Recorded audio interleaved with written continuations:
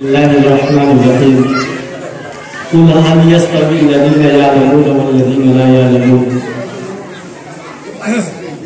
मोहतरम बुजुर्ग और दोस्तों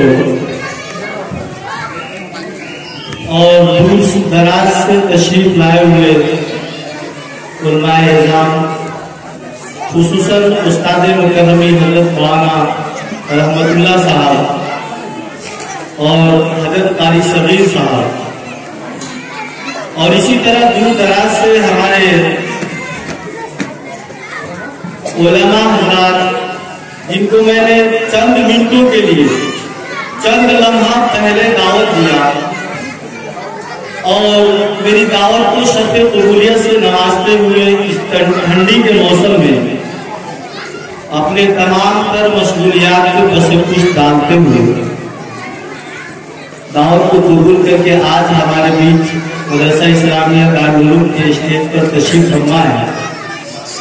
मैं हजारा उनका शुक्रगुजार हूँ और इसी तरह मैं दूर दराज से आए हुए मेहमान-ए-इज़ाम, खुसूसन गांव के बस्ती के जितने भी लोग हैं जो अपने अपने जरूरतों को दबा कर यहाँ तशरीफ लाए हैं, मैं उन सबों का भी शुक्रगुजार हूँ और खुसूसन नाज़िम मदरसा का जिन्होंने ऐसा मौका फराहम किया, हम सबको इजाजत दिया और चंद मिनटों के अंदर खुद वो अपने कदम को, अपने बाइक को आगे बढ़ाते हुए, अपने जेब से पैसा खर्च करते हुए 2-3 घंटे के अंदर इस प्रोग्राम का माहौल बनाया। मैं तहे दिल से इस मदरसे के तमाम कमेटी का और तमाम मुनज़्ज़मा का, जिम्मेदार हज़रात का भी तहे दिल से शुक्र अदा करता हूँ और इस तरह बाहर से जो मेहमान हज़रात मदरसे के तशरीफ लाए हैं उन सबों का भी तहे दिल से शुक्रगुजार हूँ। चंद बातें गोश गुजार करना चाहता हूँ, वो ये है कि वाक़ईतन जिस कुरान के मुकम्मल पर हम आए हैं, इसकी अहमियत कितनी है हमें समझना चाहिए और 2-4 मिनट के अंदर इल्म की अहमियत मैं आपको जो है मैं बताते हुए अपनी बात को खत्म करता हूँ। अगर मुझसे पूछिए तो शरीयत ये हमसे कह रही है कि इंसान के खाका और आसमान और जमीन को पैदा करने के बाद इस दुनिया में अगर सबसे कीमती चीज अल्लाह रब्बुल इज्जत ने सबसे पहले पैदा फरमाया तो इस्लाम के आने के बाद इल्म को पैदा फरमाया। इसलिए जब वही के सिलसिले में जब पहली आयत नाज़िल हुई तो अल्लाह तबारक व तआला खैरुल कुरून यानी इस्लाम के अंदर इस्लाम से पहले वाले जितने भी औकात थे उन सबको जिहाद का वक्त करार दिया और इसको कहा कि इल्म वाला, इस्लाम वाला जो है ये वक्त है, लिहाजा क्या कहा कि पढ़िए। जब हमारे नबी पर पहली वही नाज़िल हुई तो इल्म ही इसके बारे में सिखलाया गया, तो पता चला कि इस दुनिया में जितने भी इंसान हैं अगर बिन इल्म के है, बिना इल्म के है, तो वो अल्लाह के मकसद पर वो खड़े नहीं है। अल्लाह जिस मकसद के लिए उनको भेजा है उस मकसद पर खड़े उतरे नहीं है। इसलिए हर इंसान को इल्म सीखना चाहिए।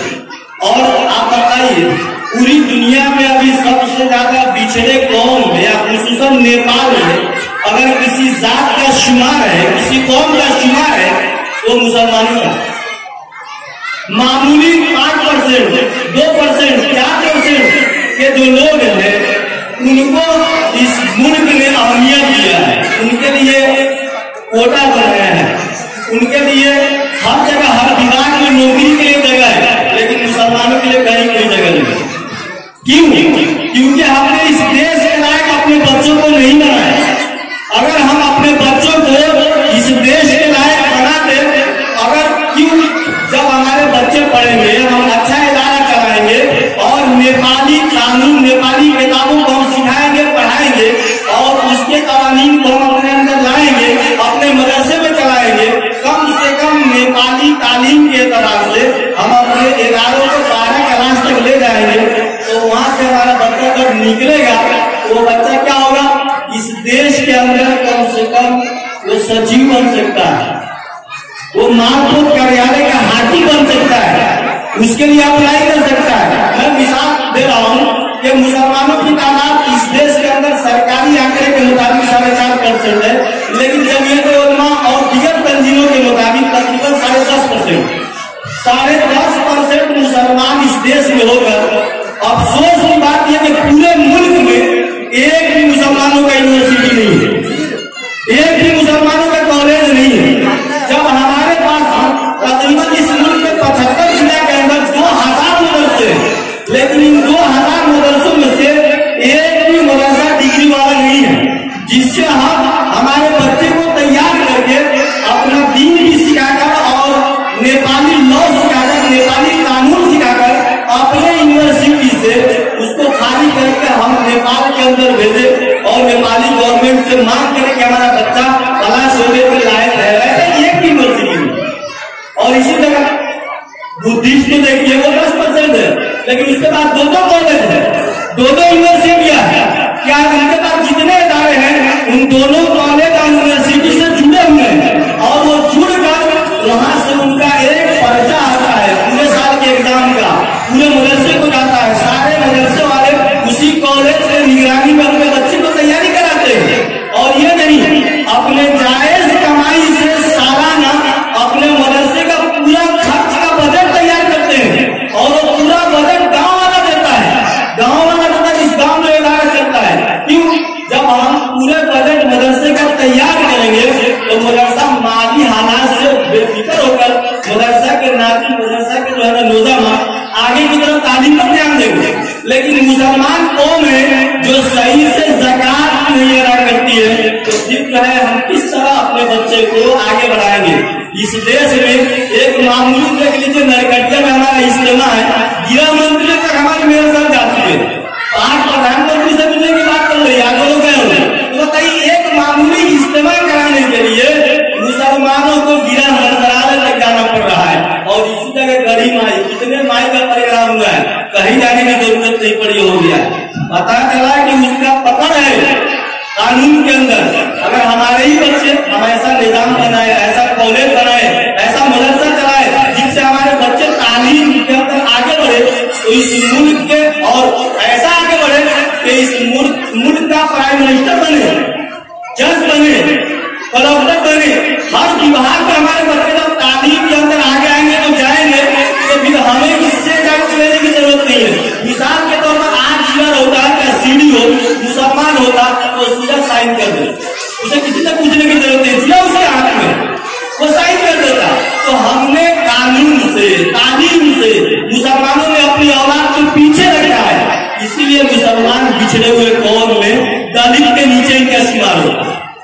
दलित के बजट के साथ मुसलमानों का बजट आ रहा है। तो मुसलमानों, मैं मदरसा इस्लामिया कानून के इस स्टेज से मैं ये खबर देना चाहता हूँ, आगाह करना चाहता हूँ कि जहाँ एक जगह अपने बच्चों के शादी में 15 लाख रुपया खर्च कर देते हैं, तो उसी जगह हम अपने इदारों के लिए अपने जायज कमाई से सदका, ज़कात के अलावा इमदाद से एक ऐसा इदारा चलाने की कोशिश करें जो इदारा गवर्नमेंट से मुंसलिक हो।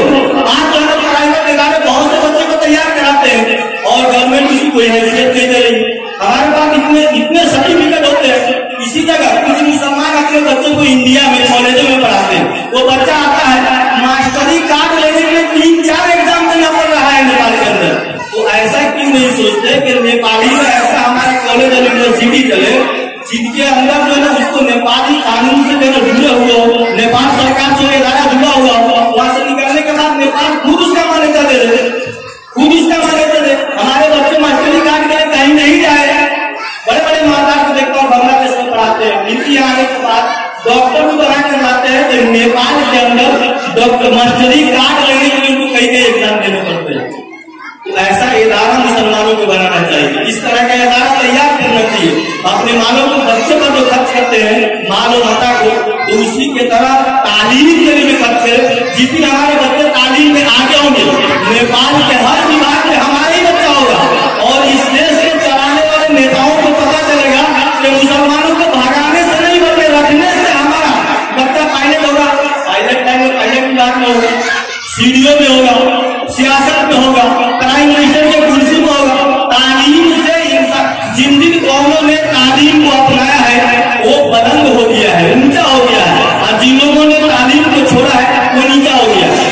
आज बच्चा हाफिज हुआ है, ये आखिरत में इसका इनाम मिलेगा। सिर्फ हाफिज बनाने से काम नहीं चलेगा, बल्कि हमारे बच्चे डॉक्टर, इंजीनियर, प्रोफेसर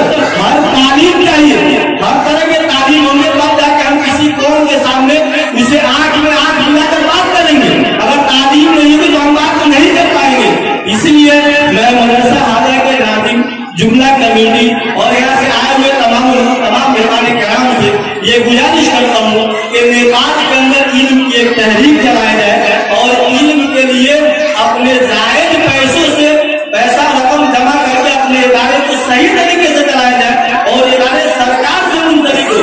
ये जो है ना हमारी समझ जो है थोड़ी सी कमजोर पड़ जाती है जब तक हम सरकारी लाइन में घुसेंगे नहीं। सरकार हमारे पर शक है कि ये मुसलमान कर क्या रहा है, ये मुसलमान करता क्या है। कल को एक जिला देश उसके हाथ में, कल को हमारे इदारे को बंद कर देंगे, प्राइवेट इदारे को हम क्या करेंगे, क्योंकि कानून उसके हाथ में। एक हमारे प्रोग्राम को बंद कर दिया। तो इसीलिए इल्म पढ़ाइए और इल्म के लिए अपने जायज पैसे को जो है लगाइए। अल्लाह तबारक व तआला से दुआ कीजिए कि अल्लाह तबारक व तआला हम सबको इल्म सीखने और सिखाने, उस पर अमल करने की तौफीक अता फरमाए। और सुनिए, जो दीनी इल्म सीखता है या सिखा रहे हैं उनका इंतजाम अल्लाह करता है। खुद अल्लाह फरमाता है कि मैं उलमा को मैं खुद इंतजाम करता हूँ पढ़े लिखे, लिहाजा ये मिल्ला इंतजाम होता है। इसलिए अल्लाह से दुआ कीजिए कि हमारे बच्चों की अल्लाह तबारक व तआला दीनी इल्म के लिए कबूल फरमाए। और जो शख्स इल्म सीखकर उस पर अमल करता है तो अल्लाह का दोस्त हो जाता है। हम मामूली किसी जो है ना बड़े ऑफिसर के दोस्त होने पर फख्र महसूस करते हैं। जब इंसान अल्लाह की इबादत करता है, अपने इल्म पर अमल करता है तो अल्लाह का करीबी दोस्त बन जाता है। तो चाहिए कि हमें इल्म सीखे, उस पर अमल करें और अल्लाह के करीबी दोस्त बने। अल्लाह तबारक व तआला हम सबको अमल की तौफीक अता फरमाए। वमा तौफीक इल्ला बिल्लाह।